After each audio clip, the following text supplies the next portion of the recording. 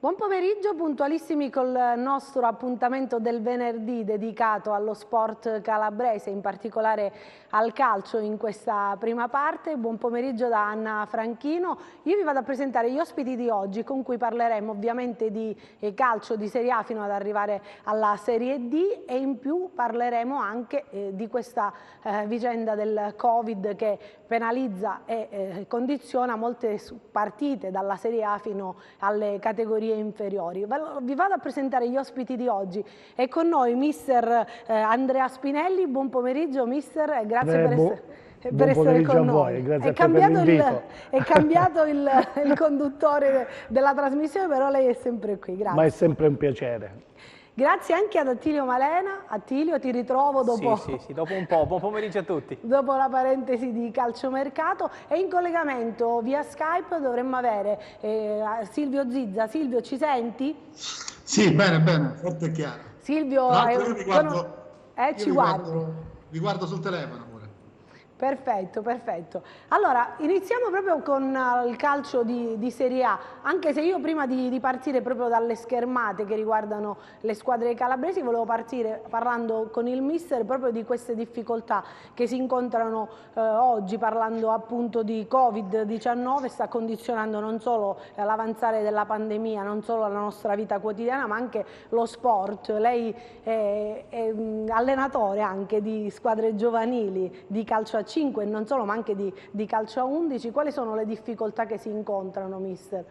Proprio oggi, nella quotidianità, ecco. Oggi effettivamente, come hai detto, ci sono delle problematiche dietro l'angolo in maniera costante, continua, lo vediamo dalla Serie A per quanto riguarda effettivamente gli infetti dove c'è un controllo esasperato. E nonostante tutto vediamo che ci sono delle gare che vengono sospese perché all'interno delle squadre, all'interno dei gruppi esistono molti contagi sotto questo aspetto. Figuriamoci a scendere nelle categorie, per non parlare poi del settore giovanile che oggi purtroppo ecco, con un grammo di febbre subito ci si mette nell'attenzione, quindi è normale che per quanto riguarda poi il discorso piccoli è ancora superiore. Effettivamente è un problema che va affrontato, effettivamente con i tempi che corrono, ogni giorno stiamo subendo continui contagi, quindi si è alzata la soglia purtroppo e quindi bisogna prendere sicuramente delle decisioni che siano nel bene o nel male, ma per la tutela della salute va fatto sicuramente qualche cosa. Attilio, restrizioni che riguardano il calcio di tutte le categorie, abbiamo visto che in ordine di tempo c'è proprio in Serie B una partita sospesa che sarebbe quella di Reggiana Cittadella perché ci sono ben 16 positivi. Abbiamo sempre detto che il calcio poi è il riflesso della società, in questo senso non può non fare i conti con il Covid, però credo che il calcio abbia imparato a gestire l'emergenza. La Reggiana si è fermato il Monza, la Serie A ha dovuto gestire il caso legato al Genoa. Il calcio dal mio punto di vista può andare avanti anche perché può essere realmente uno svago per imminenti lockdown. Lo ha annunciato la Campania in questi minuti, il lockdown totale, per cui come sempre chi ci rimette sono sempre i cittadini privati in questo momento della propria libertà, ma c'è una priorità, come diceva giustamente il mister, salvaguardare la salute indipendentemente dal calcio, da altro. Certamente non si può poi fermare una macchina, la terza azienda italiana, l'abbiamo detto anche nei mesi del lockdown, come il mondo del calcio, che però è più abituato in questo momento a saper gestire un'emergenza, perché non dobbiamo mai dimenticarci che ci troviamo di fronte a una vera e propria emergenza. Silvio, tu che sei osservatore anche di talenti dalle varie categorie, quali sono le difficoltà che si incontrano in quest'ultimo periodo? Allora, intanto saluto Attilio Malena e il mister Spinelli e voi tutti, i telespettatori tuoi che so che sono molto assidui. Sicuramente quali sono i problemi? Intanto dicevano bene loro sul fatto che se c'è un protocollo bisogna rispettare quel protocollo. Abbiamo visto che anche nell'NBA americana c'è con casi, con fra virgolette miliardi di casi, per il momento la bolla, diciamo così, dell'NBA va avanti, quindi non vedo perché anche qui in Italia non bisogna farlo, sempre rispettando le regole. quando dico rispettare, devono rispettare tutti, ecco, cioè dai più grandi calciatori ai presidenti, ai dirigenti. Se c'è una regola che dice che fino a 10 giocatori le squadre devono andare in campo, vale per tutti. Poi magari c'è chi è più fortunato, chi meno, come nel caso per esempio della Reggiano, anche in C del Palermo, che mi sa che è stata rinviata anche col Catanzaro, quindi è al terzo rinvio. Però così è, insomma, e quindi in questo periodo si va avanti. Alla tua domanda ti rispondo dicendo che sicuramente non è facilissimo, perché comunque una cosa è andare a vedere i calciatori in giro per l'Italia e per il mondo dal vivo, e quindi vedere tutto, no? Cioè, perché non basta soltanto vedere la giocata, ma vedere il comportamento, fin da quando arriva al campo, non dico come si veste e come si riscalda, ma quasi, questo il mister lo sa, e quindi non è facile, però con le tecnologie che abbiamo oggi, appunto come stiamo facendo adesso io con voi, con le varie piattaforme con le quali puoi arrivare dappertutto, certo non è come dal vivo, però un'idea te la fai di un calciatore, insomma, in attesa di poter tornare a tempi migliori.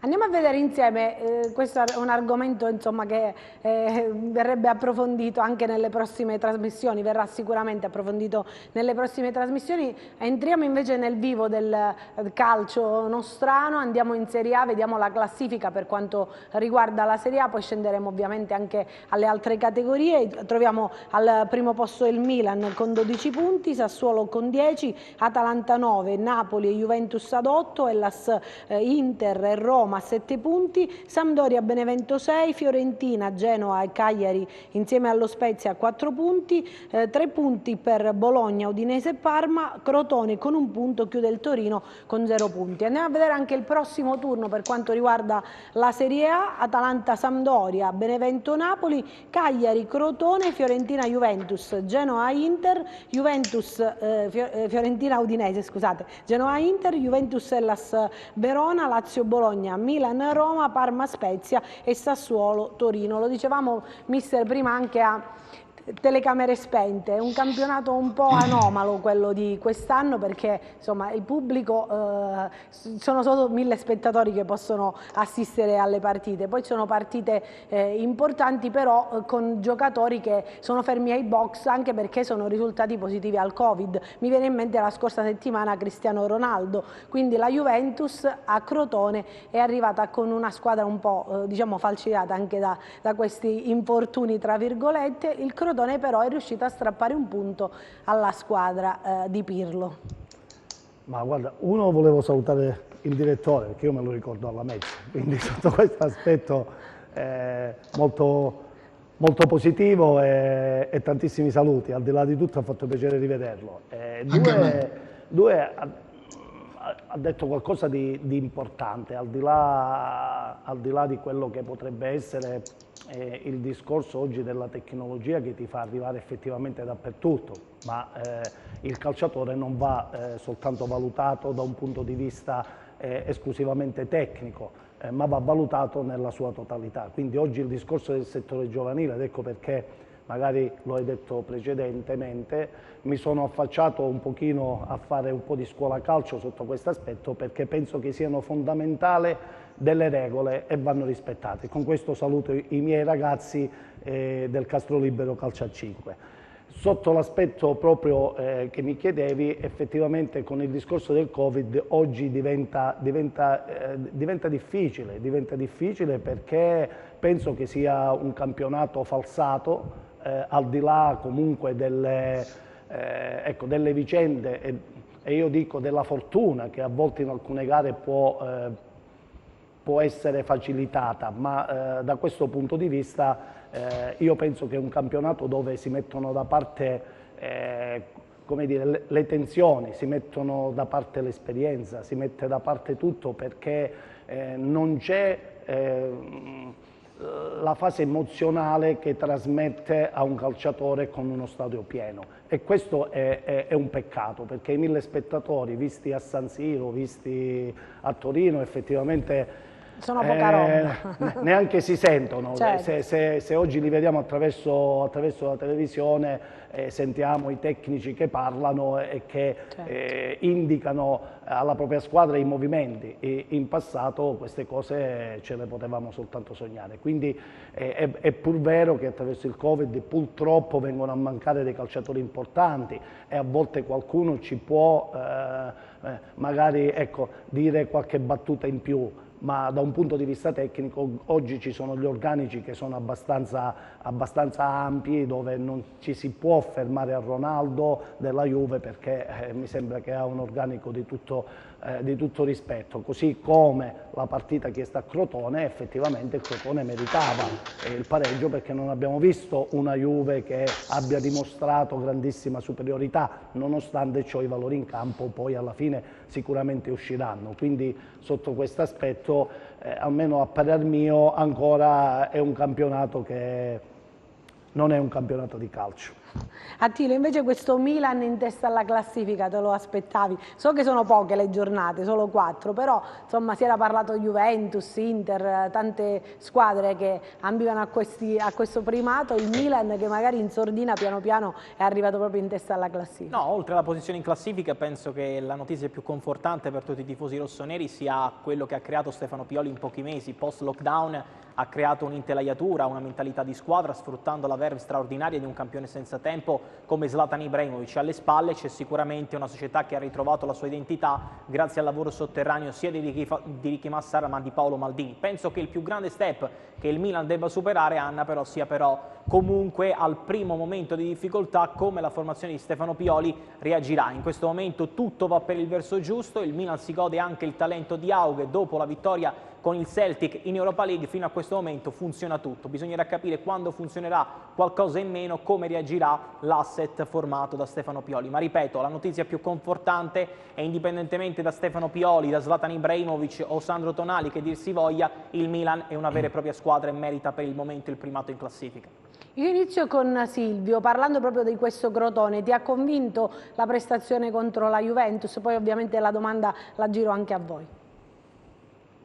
Sì, molto. Diceva bene il mister, al cospetto della vecchia signora che comunque, nonostante la defezione di Ronaldo e di altri giocatori, vedi Dybala e tanti altri, però quando ti permetti il lusso di tenere in panchina Quadrado, Bernardeschi, mi scordo qualcuno, vado a leggere, Rabiot e tanti altri, insomma, con gente come Kulusevski, Morata, lo stesso Portanova, no? Che può sembrare un giocatore di una seconda linea e invece magari da altre parti potrebbe giocare titolare, e Frabotta, insomma, ma poi Arthur Bentancur, Chiesa, insomma una squadra due squadre in una in sostanza. Al cospetto di questo organico, come dicevo, il Crotone si è comportato molto bene, anzi ho visto una squadra molto sul pezzo, cioè corti, tutti avanti e indietro,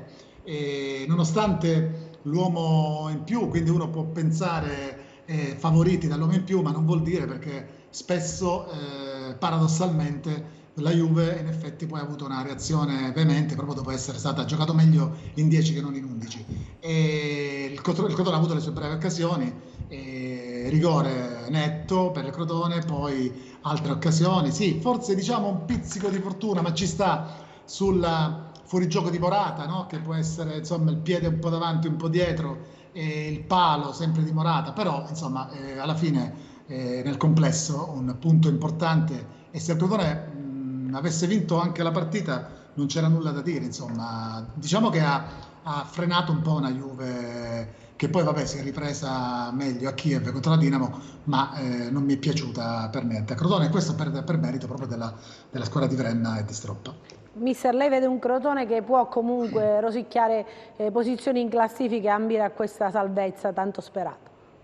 Ma ha avuto una partenza brutta, ma penso che il morale contro la Juve abbia dato la possibilità al gruppo di poter crescere. Andrà a Cagliari a giocarsi una partita importantissima, con un morale che comunque, ripeto, fa spogliatoio sotto questo aspetto, una squadra che in campo ci sa stare, l'ha detto anche il direttore, una squadra che comunque ha le sue idee e ci auguriamo che sotto questo aspetto un pezzo di Calabria rimanga in Serie A. Certo. Attilio, invece mancano proprio pochi giorni, si giocherà domenica alle 12:30 proprio allo stadio di Cagliari, il mister sta ultimando gli ultimi accorgimenti per quanto riguarda il suo Crotone, poi ovviamente col volo charter raggiungeranno la Sardegna. Sì, penso che poi alla fine l'asset che affronterà il Cagliari sarà molto simile a quello che ha fatto molto bene con la Juventus.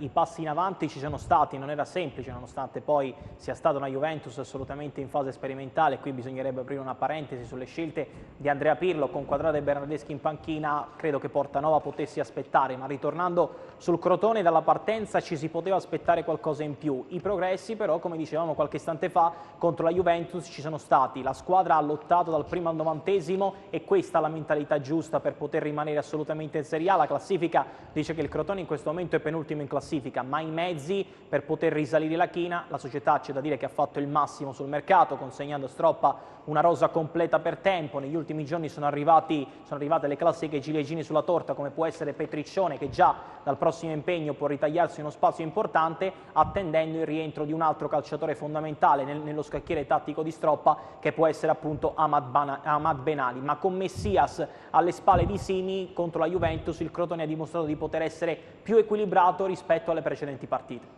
Mister, tatticamente com'è stata secondo lei questa partita e come sarà quella con il Cagliari? Il Crotone insomma ha tanti giocatori di alto livello che devono piano piano carburare insomma, e entrare proprio nella mentalità da Serie A.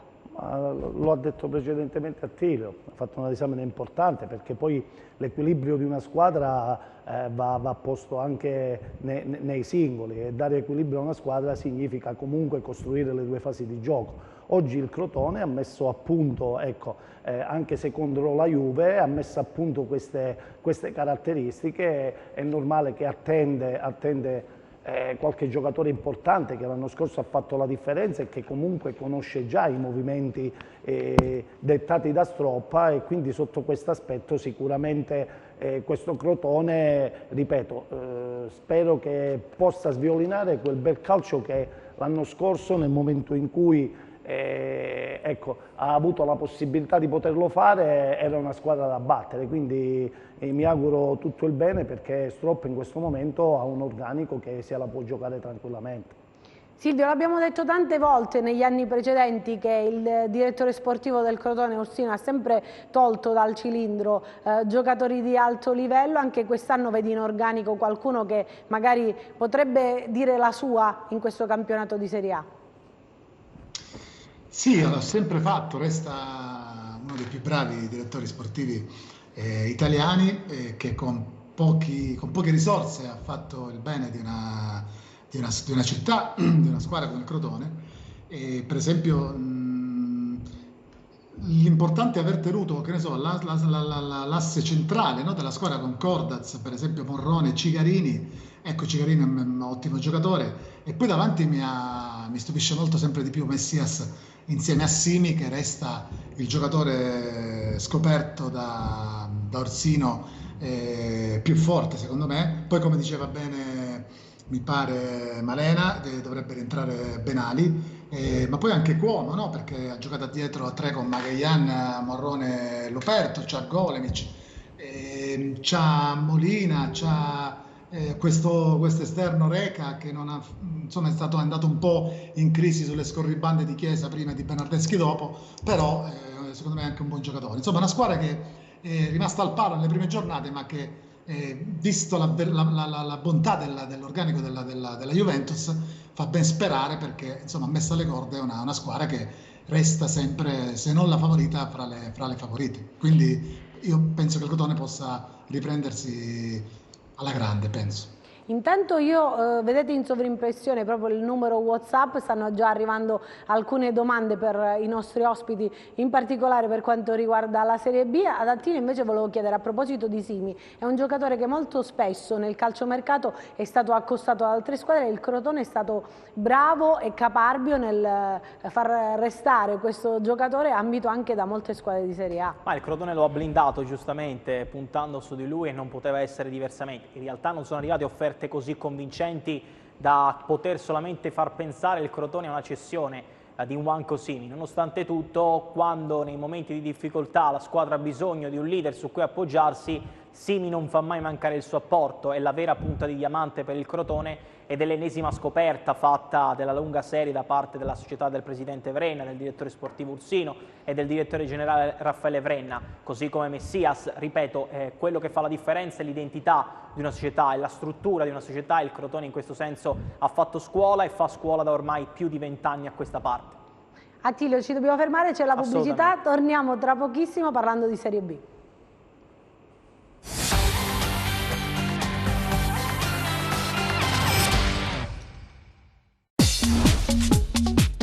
Cerca Teleeuropa sul tuo Play Store o Apple Store e scarica la nostra app.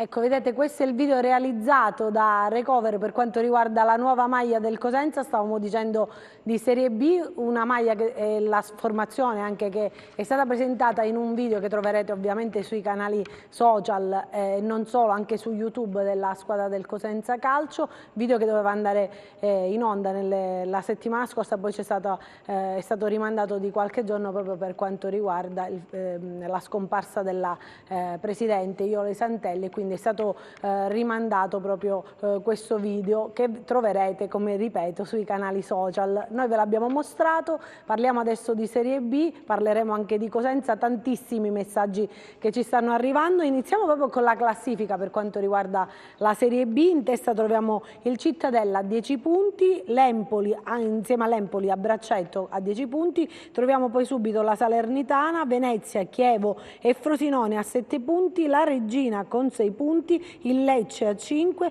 Cosenza, Reggiana, Brescia ed Ascoli a 4 punti e poi c'è una serie di squadre, Monza, Spal, Cremonese, Pordenone, Virtus Entella e Pisa a 3 punti, il Vicenza con 2 e il Pescara con 1. Andiamo a vedere anche il prossimo turno per quanto riguarda la Serie B, si giocherà Cosenza-Lecce, Cremonese-Brescia, Empoli-Pisa, Monza-Chievo, Pescara-Frosinone, Pordenone-Reggiana, Reggiana-Cittadella abbiamo detto che è stata rimandata, anche di questo parleremo tra pochissimo, Salernitana-Ascoli, Spal-Vicenza, Virtus Entella, Venezia. Dicevamo Attilio, Reggiana-Cittadella rimandata, però c'è una curiosità, leggevo proprio oggi che le partite possono essere rimandate una sola volta durante il campionato, nonostante ci sia questa emergenza che incombe. Mi sembra un attimino poco. Sappiamo che lì erano 16 giocatori risultati positivi, c'è la possibilità di giocare poi con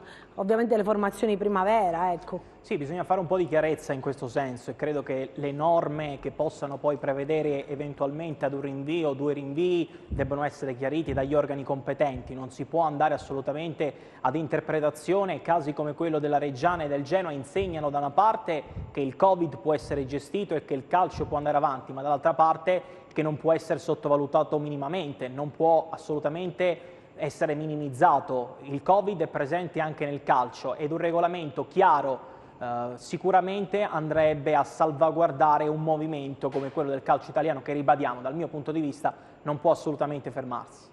Mister, ci sono tante domande che arrivano per quanto riguarda il Cosenza, partiamo da lì, partiamo da questo derby pareggiato proprio martedì scorso con la Reggina, un Cosenza che nonostante in inferiorità numerica è riuscito comunque a portare a casa un punto, quindi è riuscito a fare l'unplay in 4 punti in 4 gare, 4 pareggi, però quello più sudato e sofferto forse è stato proprio questo di Reggio Calabria.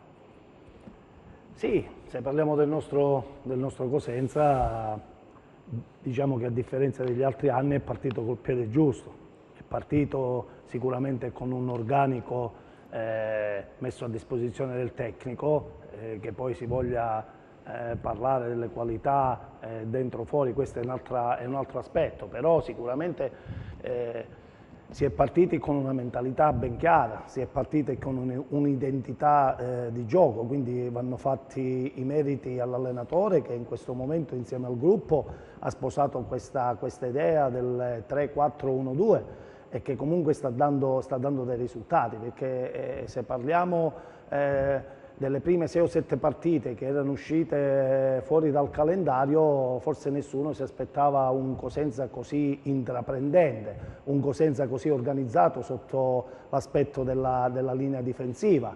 È pur vero che magari in questo momento, come ha detto il tecnico, bisogna mettere a quadro un pochino la fase offensiva, ma da un punto di vista organizzativo sicuramente non si fa molta fatica. È normale che la squadra in questo momento, soprattutto anche a Reggio, ha dimostrato nella fase iniziale di andarsela a giocare con una mentalità aperta, di portare nella fase offensiva più uomini possibili, di attaccare con grande tranquillità e senza avere paura di difendersi. Poi è normale. Il derby, una squadra blasonata così come quella creata dal presidente Gallo, sicuramente disputare 3/4 della partita in 10 è normale che le qualità vengano fuori ed è normale che la squadra si possa abbassare negli ultimi 30 metri. Al di là, mi sembra, se non ricordo male, quella bellissima parata di Falcone, lì molto reattivo, e bisogna fare i complimenti a questo ragazzo perché è entrato in punta di piedi ma comunque sta dimostrando il suo valore. Certo. Una parata veramente di altissimo livello che ha dato la possibilità ai nostri lupi comunque di uscire fuori con un risultato importante. Se poi la vogliamo chiudere in una ripartenza, se Bittante ferma quella palla si trova a tu per tu con il portiere, quindi sotto l'aspetto proprio tattico penso che il tecnico abbia ancora una volta dimostrato quelle che sono le capacità di questo Cosenza in questo momento. Andiamo a leggere un attimo i messaggi che ci stanno arrivando. Forza Lupi, punto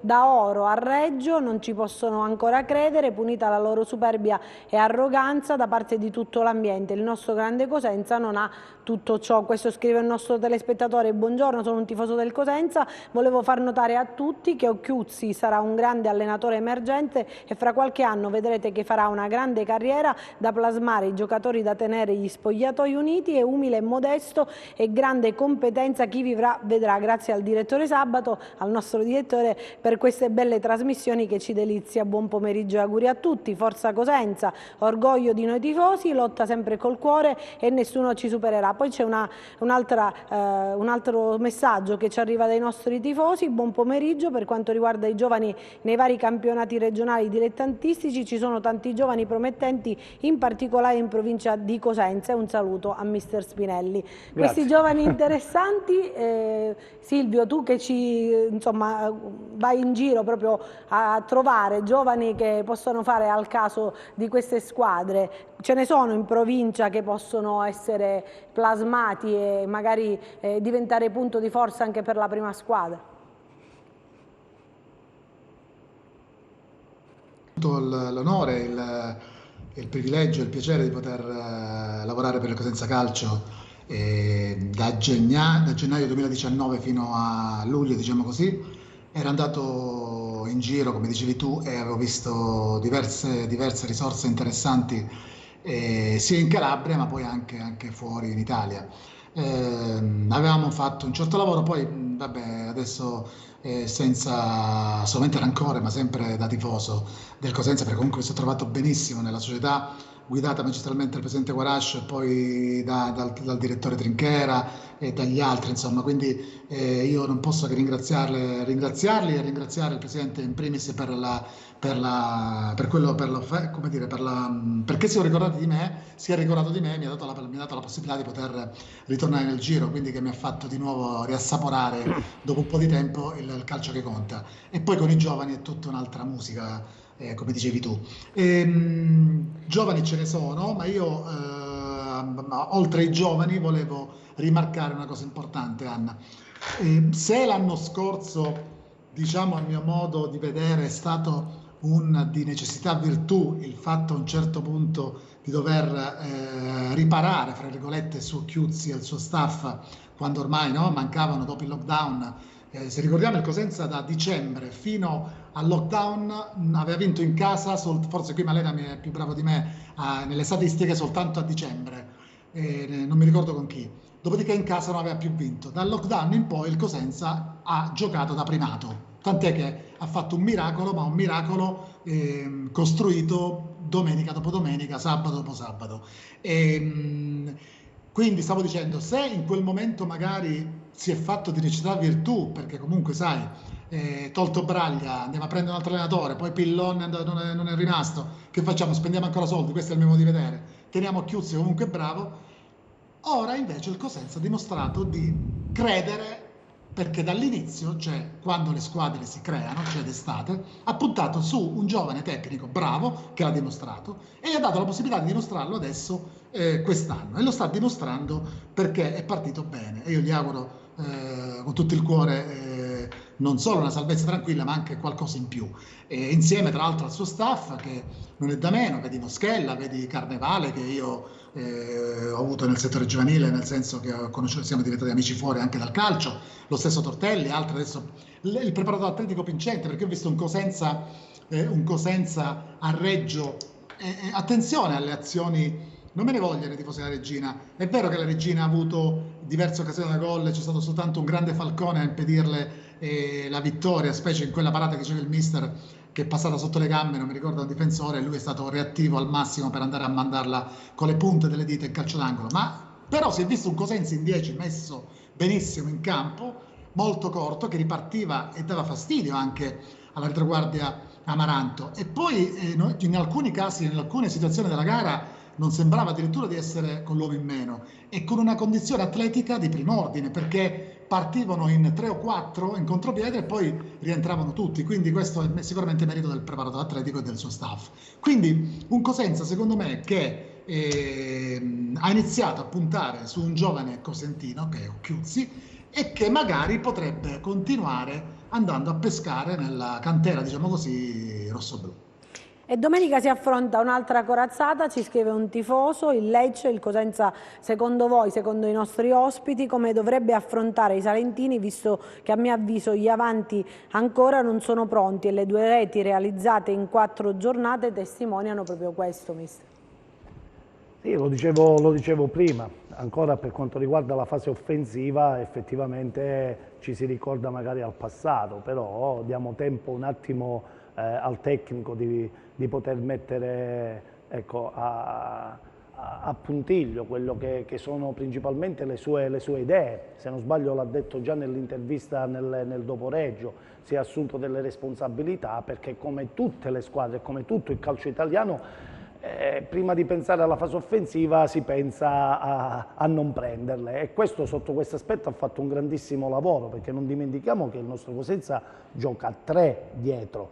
È pur vero che nella fase di non possesso nella fase difensiva a volte si mette a 5, ma come diceva il direttore nella fase di ripartenza occupano la fase offensiva in 6 o 7, quindi sotto questo aspetto si vede che c'è un'organizzazione di gioco ed un pensiero. E quindi anche sabato, è vero, arriva una corazzata, ma a 5 punti, quindi perché non pensare di poter ottenere il massimo? E questa è la mentalità del tecnico che ha trasferito al gruppo e che il gruppo sta sposando in pieno, perché si vede che è una squadra coesa, c'è uno spogliatoio con l'unione degli intenti, e quindi sotto questo aspetto in questo momento non può che far bene. Certo, Attilio, buon pari martedì sera a Reggio Calabria, ma ora vogliamo la prima vittoria, chiedono i tifosi, domenica proprio contro uno dei nostri rivali storici, il Lecce, e poi chiudono con Forza Lupi. E ricordiamo che nel Lecce c'è anche un ex importante come Dermaco. No, ma oltre Dermaco sarà la partita del cuore di Stefano Trinchera, legato non solo per ragioni professionali a Lecce, ma anche per ragioni di nascita e geografiche. Il salentino di Copertino ha iniziato lì la carriera da dirigente, ha giocato anche nel Lecce, per cui senza dubbio sarà una partita particolare per il direttore sportivo Stefano Trinchera. Ma sono d'accordo sia col mister che con Silvio, il Cosenza ha un'identità, ha un'anima e rispecchia il volere del proprio allenatore. Non si può, dal mio punto di vista, etichettare il Cosenza come una squadra difensivista, anzi, il Cosenza, almeno in questa stagione, sotto la gestione di Roberto Chiuzzi, non è come il Cosenza affronterà le altre formazioni, ma è come le altre formazioni si adatteranno al Cosenza, perché indipendentemente se la formazione che affronterà è più forte o meno, il Cosenza si schiera in campo con la sua identità e cerca di fare il gioco che Roberto Chiuzzi vuole, per cui una formazione assolutamente sbarazzina, l'ho dimostrato anche contro la Reggina nei primi 5 minuti, poi dopo l'inferiorità numerica la Reggina è venuta fuori con tutta la sua qualità, rose alla mano, la Reggina è nettamente superiore, ma nonostante questo il Cosenza ha ottenuto un punto assolutamente d'oro, confermando anche sul mercato di aver lavorato molto molto bene, perché quando è giusto criticare è giusto farlo in maniera costruttiva, dall'altra parte quando bisogna dare a Cesare quel che è di Cesare, in questo caso il direttore sportivo Stefano Trinchera nell'operazione Falcone ha indovinato una scommessa già vinta, con Falcone che si è confermato anche specialista dagli 11 metri, e perché no, questa può essere un'altra risorsa da non sottovalutare nel corso della stagione. Mi chiedono della nuova maglia, se si giocherà contro il Lecce con la nuova maglia, ancora non abbiamo notizie in merito. Invece a Silvio Salve, ritengo che al Cosenza le prestazioni di Sciaudone e Cone siano imprescindibili, che ne pensi?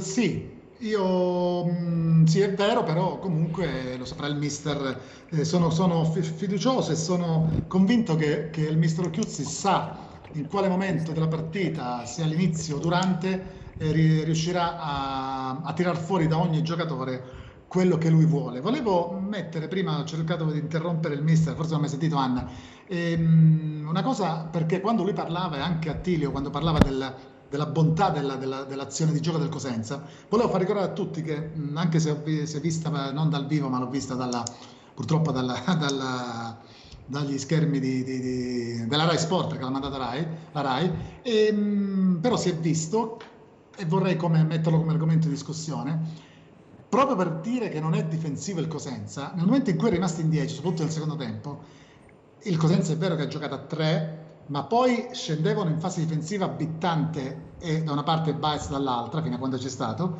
e lasciava, se avete avuto modo di vedere, lasciava davanti la difesa Bruccini e Cone, con i 2 attaccanti a ridosso dei 2 centrocampisti. Sembrava quasi una sorta di 5-2-2. Questo è il maggior, cioè di solito uno che cosa fa? Pronti via, 4-4-1 e via, no? Invece Chiuso è rimasto sempre con 2 attaccanti, questo per voler dire che voleva far male con le ripartenze e voleva tenere la difesa Amaranto sempre in costante apprensione. Non so se sono d'accordo con gli altri. Io sono d'accordo con Silvio, ma oltre all'inferiorità numerica, all'atteggiamento iniziale, in molti hanno criticato Baez sulla fascia di destra.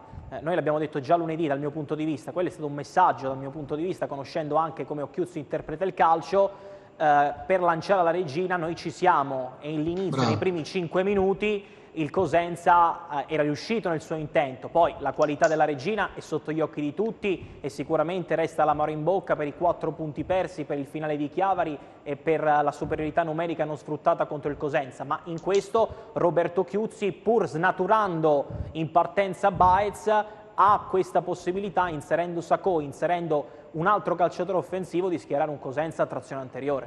Ma al di là di questo, Silvio, dico anche un'altra chicca che l'ha letta in maniera perfetta, perché assolutissimamente non è un Cosenza difensivisti, anzi è un Cosenza che gioca con le proprie idee e va a prendere la squadra nella fase offensiva alla grandissima, perché i due attaccanti si aprivano e Sacco prendeva l'uomo in possesso in maniera centrale, quindi la linea di metacampo si alzava, i difensori erano molto attenti, Baez che copriva le traiettorie in mezzo al campo, quindi un Cosenza molto attento anche da un punto di vista tattico. Quindi sotto questo aspetto va fatto veramente un grande merito a Roberto Occhiuzzi, perché si vede che è una squadra che lavora anche da questo punto di vista. È normale, rimanendo in 10 e avendo la qualità di una regina non indifferente, è normale che un pochino ti abbassi.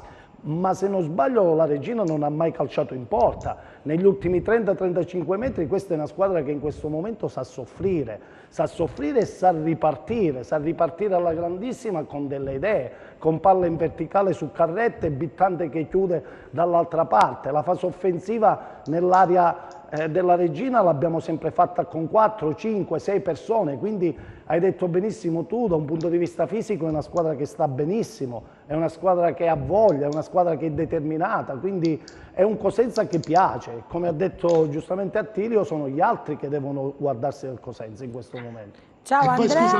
Poi mister, scusa. No, Anna, ti volevo dire, poi praticamente la cosa in più qual è? Vabbè, tanto a Lecce non ci sentono, no? Giusto? No, fino alla Puglia non ci arriviamo in Sicilia. Perché per battere il Cosenza, o comunque per metterlo in difficoltà, devi avere un Menès, se voi avete notato, soltanto quando Menès, anche non al meglio della condizione, riusciva a superare 1 o 2 avversari, allora si creavano occasioni con la superiorità numerica, ma a difesa schierata, col centrocampo vicino alla difesa, non ce n'era per nessuno, cioè dovevi mettere le traversone in area, che erano poi prese di Grosso, di Legittimo, di Idda, secondo me monumentale, e poi Falcone dietro. E quindi secondo me per battere il Cosenza devi avere un uomo, 2 che puntano l'avversario e creano quella superiorità per poi andare al tiro, comunque entrare in area e creare la palla gol in questo momento.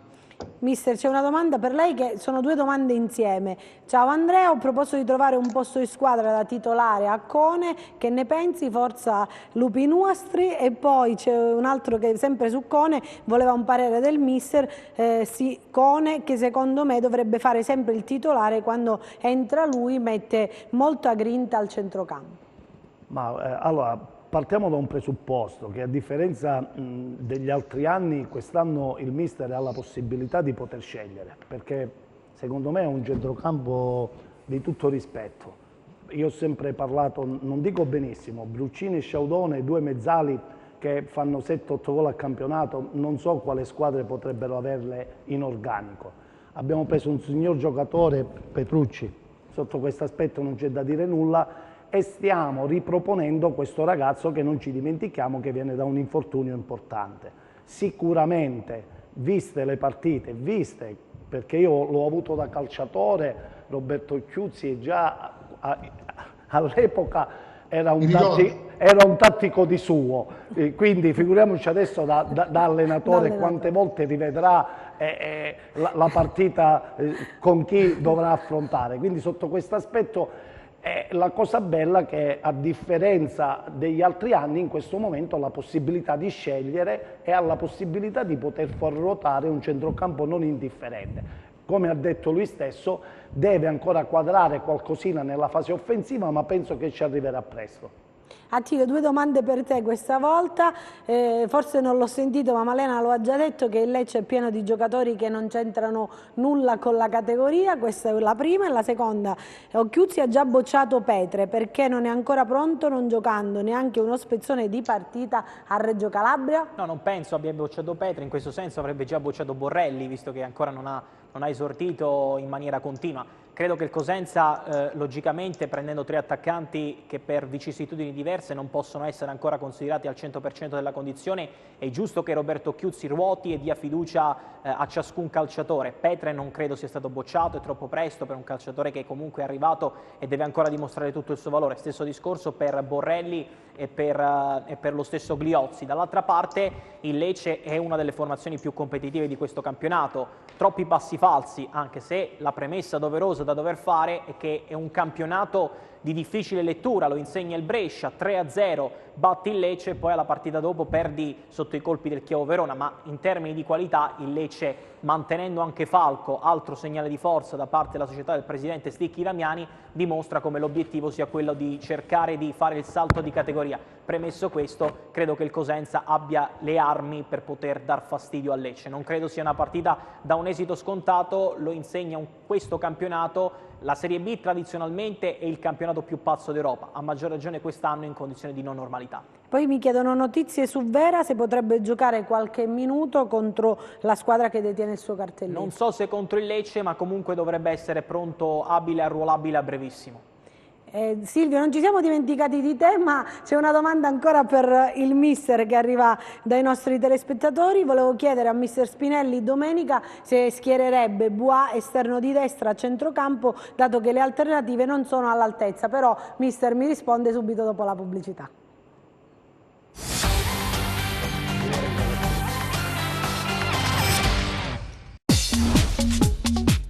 Cerca Teleeuropa sul tuo Play Store o Apple Store e scarica la nostra app.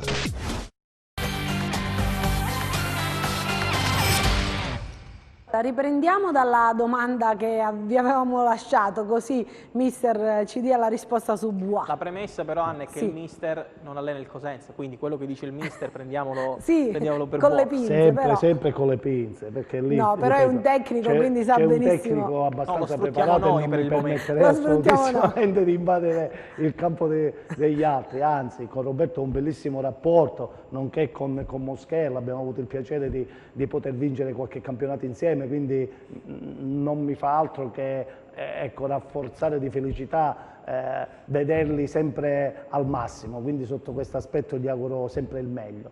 Per quanto riguarda la domanda del nostro telespettatore, io dico che ancora questo è un ragazzo che comunque viene da infortuni pesanti.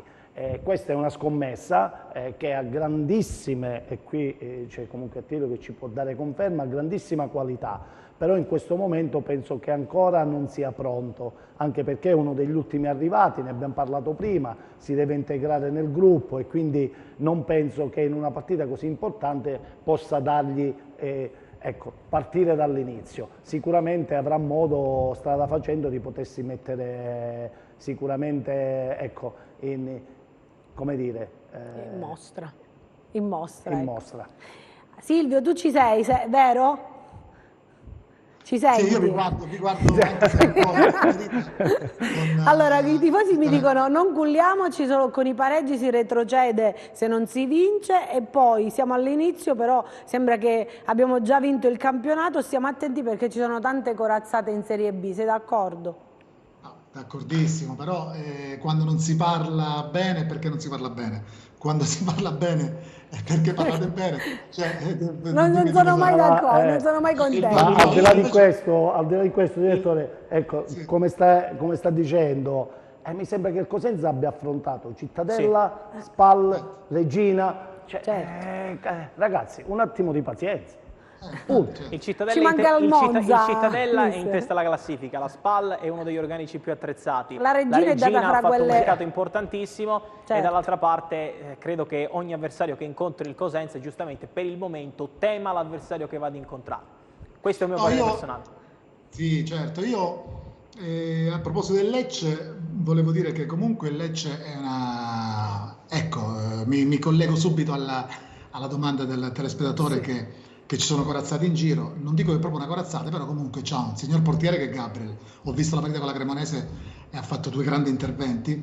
Poi una signora coppia di difensori centrali formata da Lucioni e Dermacu, e Taccidis in mezzo al campo, un giovane Paganini molto interessante, Coda che secondo me è un attaccante di primo ordine per la categoria, Stepinski che è un altro centrocampista importante, insomma è una signora squadra. A proposito di Dermacu, io Caranna, se vogliamo la butto lì come provocazione, non me lo toglie dalla testa nessuno, però non voglio fare i conti in tasca al presidente o alla società del Cosenza, che è l'anno della salvezza tranquilla, diciamo così, cioè non quella dell'anno scorso ma quella dell'anno prima. Se poi l'anno successivo in estate si fossero tenuti, ma scopro l'acqua calda però, si fossero tenuti Dermacu, Palmiero e Tutino, insieme a tutto quel ben di Dio di calciatori che poi prese il direttore Trinchera, secondo me il campionato dell'anno scorso, indipendentemente dal Covid o meno, avrebbe avuto tutta un'altra storia. Perché secondo me il Cosenza forse se l'unico appiglio, come dire, l'unico errore blu che si possa dare al Cosenza è quello che, ma questo però purtroppo dipende dalle risorse economiche che può avere una società o meno, quindi sto dicendo una cosa così più che altro provocatoria, è quella di aver sempre o voi per giocatori in prestito e che dovevano ritornare alla casa madre o questo o quell'altro, non aver avuto mai sempre una squadra quasi la stessa dell'anno prima con qualche ritocco. Ecco, con quei 3 giocatori, secondo me il Cosenza l'anno scorso poteva puntare veramente in alto. Ciò non toglie che poi mai dire mai, e mi fermo qua, perché anche quest'anno tutto può succedere. E a proposito di calciomercato, ci sono 2 domande che i nostri telespettatori mi scrivono, insomma, che inoltro ad Attilio Malena perché sono proprio per te, per il mitico Malena, scrive qualcuno. Il Cosenza a fine anno, che seguivo dai tempi di Sport Italia, Attilio, il Cosenza a fine anno avrà dalla Sampdoria un premio di valorizzazione per Falcone, in che cosa consiste e se Trinchera ha ottenuto anche l'eventuale riscatto del giocatore, proprio cose tecniche. No, l'operazione Falcone è stata un'operazione che vista ora appare realmente geniale, perché il Cosenza, scaricando l'ingaggio di Perina, poi emigrato verso altri lidi, non solo lo stipendio di Falcone viene pagato dalla Sampdoria, ma il Cosenza, come diceva giustamente il nostro telespettatore, avrà un premio valorizzazione qualora poi il portiere dovesse realmente esplodere. Le potenzialità le sta dimostrando già in questo momento. Certo, una rondine non fa primavera, giusto per dare bastone e carota, anche perché poi dicono che parliamo sempre bene, però è stata eventualmente un'operazione e a fine stagione comunque il Cosenza avrà l'opportunità di parlare del riscatto, cioè non c'è una clausola impostata all'interno della trattativa, ma c'è comunque una sorta di gentleman agreement tra le 2 società per cercare poi eventualmente, qualora il Cosenza dovesse voler mantenere Falcone in organico anche nella prossima stagione, potesse farlo.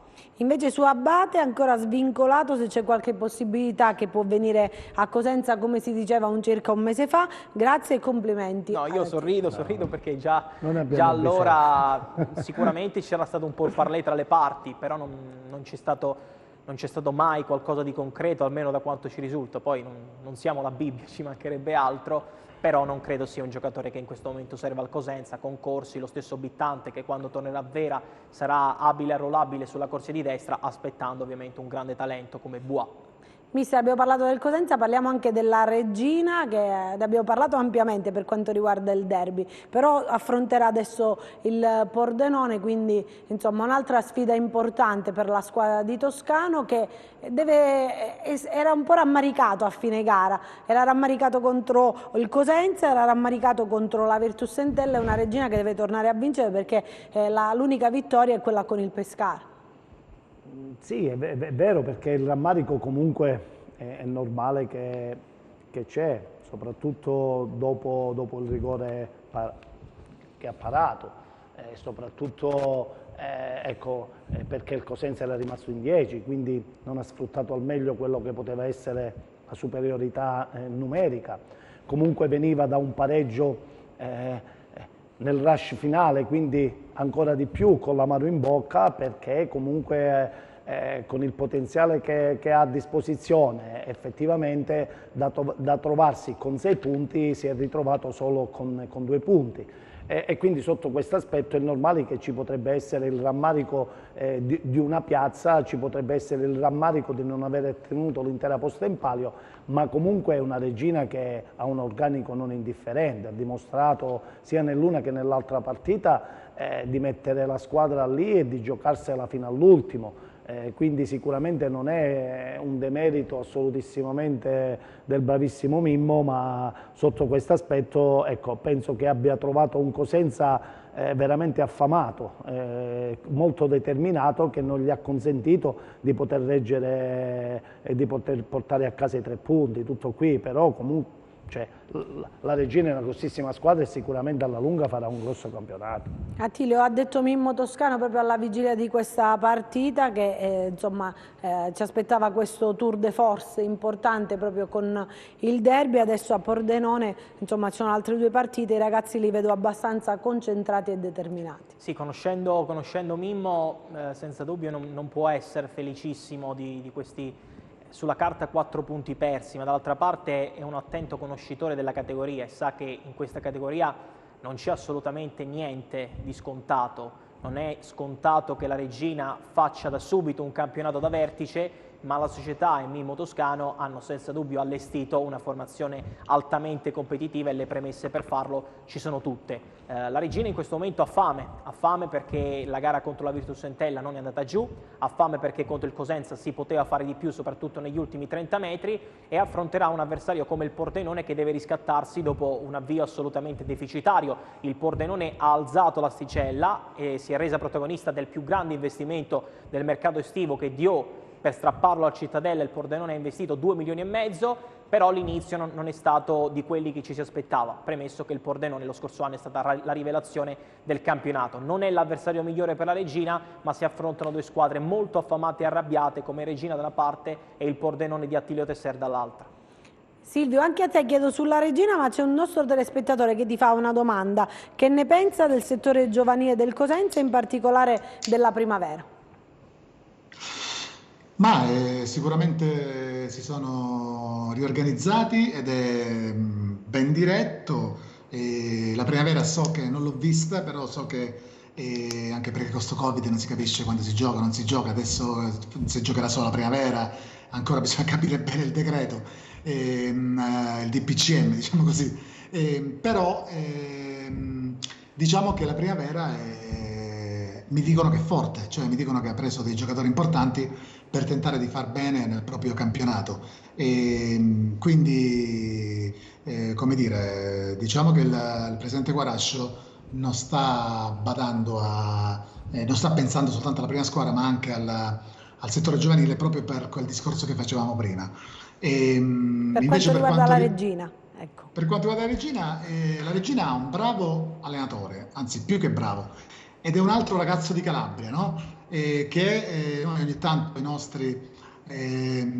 i nostri tifosi, no? Quando sentono l'accento del nord se ne vanno a imbrodo di giuggiole, diciamo così. Invece noi abbiamo tanti, anche se non abbiamo un accento bellissimo, ma secondo me è anche bello, però abbiamo, come dire, tante risorse importanti, non per fare adesso il razzista al contrario, però perché dobbiamo andare al nord quando abbiamo anche noi le nostre risorse? E questo ne abbiamo esempi come Chiuzzi, come Toscano e come adesso tanti altri che non mi vengono in mente, ma anche Mister Spinelli che è lì in studio e come giornalista anche Malena. Non faccio non me li voglio comprare assolutamente, però come dire, ci sono tanti programmi Rai, Sky, no, che hanno opinionisti vari che prendono 100.000 euro all'anno e poi magari ci sono tante altre persone che potrebbero benissimo fare questo, però insomma sai, devi avere il nome eccetera. Vabbè, ho divagato un attimo. In ogni caso la Reggina, tornando alla Reggina, che dicevo di Toscano ha al proprio arco tante frecce. E sicuramente la società del presidente Gallo gli ha messo a disposizione un ottimo organico. Questo non vuol dire che spesso, cioè quando vinci deve essere bravo anche allenatore. Sì, è vero che sono i giocatori a fare allenatore, ma poi deve esserci anche un bravo allenatore a far girare tanti nomi e far stare tranquillo magari quel nome, cioè prendi che mette Menes in panchina o Dennis, cioè, che non l'ho visto proprio molto presente a parte il rigore nel derby di Calabria, deve essere bravo anche a tenere sempre pronto all'occorrenza il nome più importante magari di un giovane che in quel momento ti può dare di più. Ma Toscano sa, e la Regina sa, la società che deve sapere, anche i tifosi, che la Regina ha perso, non ha vinto la partita non per proprio demerito, ma, e lo dico ancora una volta, perché ha incontrato una squadra tosta come il Cosenza, per merito del Cosenza, che oltre alle parate del suo bravo portiere è stata in grado di arginare la veemenza, insomma, degli attacchi Amaranto. Quindi merito al Cosenza. Il Pordenone è un'altra squadra che secondo me la Regina ha tutte le carte da giocarsi per andare anche a far bottino pieno lì in terra friulana, però deve stare attenta comunque, perché comunque anche il Pordenone ha degli uomini importanti, come diceva Attilio, Dio, Musiolic, Ciurria, insomma Calò, eccetera. Quindi tutte le partite di Serie B sono importanti, difficili, anche con l'ultimo in classifica. Sempre vedi il Pescara che c'è una bellissima squadra, in questo momento però si ritrova in basso alla classifica cortissima, dove ancora non si è delineato per nulla chi veramente dovrà lottare per vincere il campionato e chi no. Ancora è troppo presto, anche se intravediamo qualche segnale. Ultima cosa, volevo dire che se poi vogliamo proprio andare a seguire un modello, un mix di qualità-prezzo senza grandi nomi, andare comunque a raggiungere degli obiettivi importanti, questo secondo me è il Cittadella. Sì, ma io faccio un po' l'avvocato del diavolo, perché Silvio ha ragione, il Cittadella è il modello da seguire in questo momento in Serie B, come potrebbe essere il Pordenone nei prossimi anni, come lo è stato il Crotone per tanto tempo, ma un modello Cittadella, Silvio, mi permetto, Anna non si arrabbia, può essere applicabile in una piazza calda come Cosenza e come Reggio Calabria? Hai ragione. Qui vogliono subito tutto e presto, subito, anzi già ieri vogliono la vittoria, e quindi hai ragione perfettamente, perché lì con pochi tifosi, per quanto possano essere passionali, però ti lasciano lavorare, questo è verissimo. Sì, è vero. Allora, lasciamo questa parentesi di Serie B, andiamo a parlare anche di Serie C, nonostante insomma ci sia questo rinvio della gara con il Catanzaro, ne parleremo tra pochissimo. Guardiamo la classifica per quanto riguarda la Serie C, con la Ternana in testa a 12 punti, seguita da Teramo e Bari a 11, Avellino e Turris con la Juve Stabia a 10, Vibonese e Catanzaro a 8, Bisceglie 7, Catania a 6 con 4 punti di penalizzazione, Monopoli e Viterbese insieme al Potenza li troviamo a 5 punti, chiudono Casertana, Foggia e Paganese con 3, il Francavilla con 2, il Palermo e la Cavese con 1. Vediamo anche il prossimo turno, se è possibile, per quanto riguarda appunto la Serie C, c'è, se non vedo male, Avellino Casertana, Bari Catania, Catanzaro Palermo che è stata rinviata, Cavese Monopoli, Teramo Juve Stabia, Ternana Foggia, Turris Paganese, Francavilla Potenza e Vibonese Viterbese. A proposito di Catanzaro Palermo, a seguito proprio del rinvio al prossimo 4 novembre alle ore 17:30, proprio disposto dalla Lega. Però insomma Catanzaro e Vibonese stanno giocando un campionato, Attilio, abbastanza equilibrato, anche se sono ovviamente le prime battute, dovremmo aspettare diciamo metà campionato per capire cosa vorranno fare da grandi, però insomma entrambe stanno giocando un campionato equilibrato. Sì, viste le premesse iniziali direi molto bene la Vibonese, bisogna fare i complimenti al presidente Caffo e al mister Galfano, partivano già da una base importante su cui mister Modica ha lavorato molto bene nella scorsa stagione, ma in molti davano per spacciata quest'anno la Vibonese. In realtà il campo sta dicendo il contrario, la Vibonese sembra un treno che difficilmente da qui a breve si fermerà, è un po' la speranza di tutti gli appassionati calabresi. Dall'altra parte qualcosa in più il Catanzaro deve fare. Io ritengo il Catanzaro personalmente una formazione che abbia i crismi per poter lottare per la vittoria del campionato. Il Bari è senza dubbio la squadra che sta facendo meglio, con delle sorprese come la Turris, con l'Avellino di Piero Braia che sta risalendo, ma il Catanzaro ha una rosa, dal mio punto di vista, sufficientemente mixata tra gente che conosce realmente la categoria e sa come si vince e giovani in grado di poter farti svoltare la partita da un momento all'altro, per cui il Catanzaro deve semplicemente credere maggiormente in se stesso, però alla lunga mi aspetto che la formazione di Calabro venga fuori e faccia la voce grossa in un campionato che rispetto alla scorsa stagione forse ha qualcosa in meno.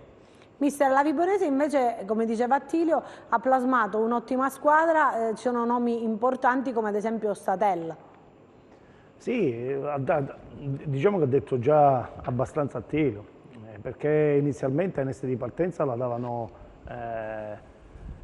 dopo l'evento di Galfano, quasi retrocessa e ancora dovevamo iniziare. Invece sul campo questi ragazzi hanno lavorato, hanno messo nelle condizioni il tecnico di poter lavorare nel miglior modo possibile, il presidente gli ha dato a disposizione, hai detto tu, qualche nome importante che conosce benissimo la categoria e ai nastri di partenza ecco, sta iniziando a dare fil da torcere a tutti quanti, quindi sotto questo aspetto devono tutti quanti andare a Vibo e devono giocare a Vibo, quindi da questo punto di vista sicuramente hanno una buona organizzazione che lo stanno dimostrando. Dall'altra parte concordo in pieno quello che diceva Attilio, c'è un Catanzaro che sta soffrendo, nonostante ciò abbia un organico non indifferente che sicuramente non ha nulla da invidiare a quelli che sono in testa, tranne magari qualche voce importante che è quella del Bari, ma deve fare qualcosina in più. Silvio, invece a proposito di Catanzaro, si è giocata questa gara infrasettimanale con la Casertana, a proposito proprio di squadre, di piazze insomma calde dove si vuole vincere a tutti i costi, anche a Catanzaro sono diversi anni che si prova ad arrivare a questa Serie B. Ecco, Catanzaro è uguale a Cittadella, preciso. No, voglio dire, Catanzaro è una polveriera che ti può dare, come dire, tantissimo nel momento in cui sei primo in classifica, ma ti può anche togliere tantissimo se invece non riesce a ingranare. E sono d'accordo sia con il mister Spinelli che con Attilio Malena che ha una squadra, un organico di primo ordine, dal direttore generale al direttore sportivo, cioè ha cambiato praticamente quasi tutto, e poi giocatori importanti, vorrei ricordare Garufo, Evacuo, Curiale, Carlini, eccetera eccetera, Fazio dietro, Pinna, cioè, dietro, Branduani, insomma secondo me è uno squadrone, allenatore Calabro che è uno dei più apprezzati, quindi sicuramente il Catanzaro gli manca qualcosina. Ho visto la partita di Caserta, si è un po' fumata la vittoria perché ha avuto 2 o 3 occasioni clamorose con Evacuo sotto porta e quindi 3 punti lasciati per strada, però i giocatori ci sono e quindi prima o dopo io vedo il Catanzaro insieme alla Ternana, al Bari, alla Turris, che anche se è un po' di sorpresa, all'Avellino di mister Braglia che sta venendo fuori. Mi scordo qualcuno, la Vibonese potrebbe essere un outsider importante, e poi il Catania non riesco a capirlo mai. Il Catania deve avere una sorta di maledizione perché scompre sempre giocatori, c'ha sempre non ci scordiamo che alcuni giocatori che sono a Catanzaro vengono anche dal Catania e così via, quindi non è che il Catania i giocatori non li compra, ma ogni anno o sbaglia gli allenatori o i giocatori non si integrano bene. Un'altra piazza caldissima che per un motivo o per un altro non riesce mai ad arrivare a questa agognata Serie B. Questo è il sunto di un discorso, quando non è detto che con i grandi nomi tu comunque vinci automaticamente, assolutamente no. Per quanto riguarda la Vibonese invece, come la pensi? No, la Vibonese è come al solito il presidente Gaffa con i suoi ha lavorato bene quest'estate, è andato a prendere nomi, qualche giovane ha tenuto, anche lì sono andati via in parecchi, ma sono arrivati altri, parlavi tu di Statella, giocatore di lusso, insomma, no? Per una piazza come Vibo, e tanti altri, non c'è più Bubas, però insomma può fare affidamento sempre a un gruppo. Ecco, l'Ebonese ha sempre avuto il gruppo della sua, che ha tenuto in piedi questa squadra, e poi sai, partire bene in un campionato difficile come la Serie C e già vuol dire essere a metà dell'opera, perché comunque poi l'autostima cresce e i risultati non dico che arrivano da soli, ma quasi. Non so quanto tempo abbiamo, perché c'è da segnalare in Serie D una partita importante, quella fra Castrovillari e Rende. Sono due squadre che insomma si trovano in questo campionato. Il Rende, lo ricordiamo, l'anno scorso è retrocesso, quindi insomma si trova ad affrontare questa sfida importante. Non so quanto tempo abbiamo, se mi fanno cenno dalla regia per capire. Di questo volevo parlare anche con gli ospiti. So che il campionato di Serie D è quello, diciamo tra virgolette, meno appetibile, mister, però insomma bisogna guardare anche vicino a noi, ecco. Ma non direi meno appetibile, perché lo dicevamo prima, in Serie D ci sono alcune squadre, ci sono alcuni giocatori molto, molto importanti che a volte scendono dalla categoria per cercare ecco, in alcune piazze, perché esistono piazze importantissime, ne hai combinazione nominate due che hanno fatto la Serie C. Una viene dall'anno scorso e l'altra qualche anno precedente, quindi sotto questo aspetto due piazze importanti, un derby sicuramente ecco, altasonante per quanto riguarda la Serie D, ma comunque ahimè un calcio dilettantistico e questo purtroppo a volte viene penalizzato, ma ripeto ancora una volta esistono dei giocatori, lo diceva prima anche il direttore Silvio Zizza. Da questo punto di vista esistono calciatori importantissimi in Serie D che hanno grande qualità, che sicuramente non sfigurerebbero né in C né in B.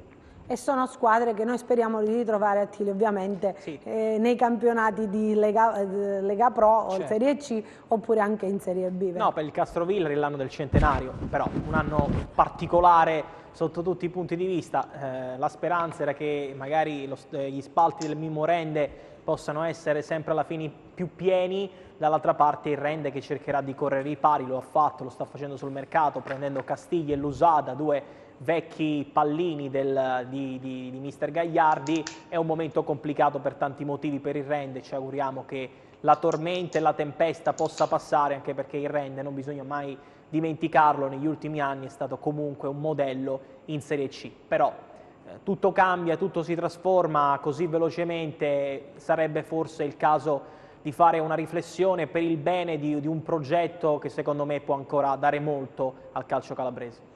Noi abbiamo terminato il tempo a nostra disposizione, vado a salutare prima il nostro ospite a distanza, Silvio Zizza. Grazie Silvio per essere stato con noi, grazie nonostante la lontananza. Ecco. No, per me è come se fossi stato lì nei vostri studi, Grazie. perché poi con te lo sai, è sempre un piacere. Ho rivisto con piacere mister Spinelli che ci ha vinto un campionato in un famoso Rende di Corlamezzo, anche se poi noi siamo arrivati lo stesso ma dalla finestra, loro sono dalla porta principale. No, la porta principale.